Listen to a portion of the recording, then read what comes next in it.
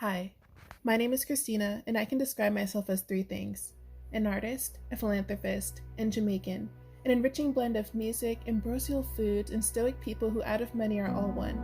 I grew up to fall in love with not only my culture, but my community as well, spending my free time volunteering after school, in church, and even developing charities to aid in developing Afrocentric communities.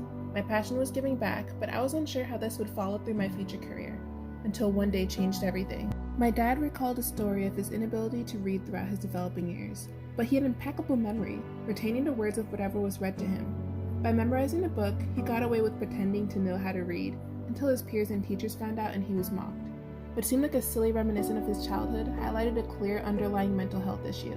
And when I did my research, I found that mental health resources are almost non-existent in countries like Jamaica, and there's an overwhelming stigma in marginalized United States communities. Learning disabilities and undiagnosed mental health issues can be detrimental for a child, especially in a third world country.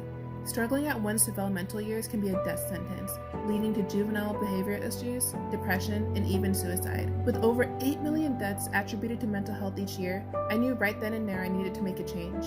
At 19, I worked as a behavioral therapist to help children with spectrum disorders flourish in school. As a junior at Old Dominion University, I currently pursue psychology, where I work in a National Institute of Health-funded lab where we research substance abuse. My goal is to pursue a clinical psychology PhD where I want to specialize in adolescent and trauma-based research, along with using art as therapy for those in need. As an Afro-Caribbean, bridging the gap between minorities in STEM, along with helping my community through research, is one of the best ways I can give back.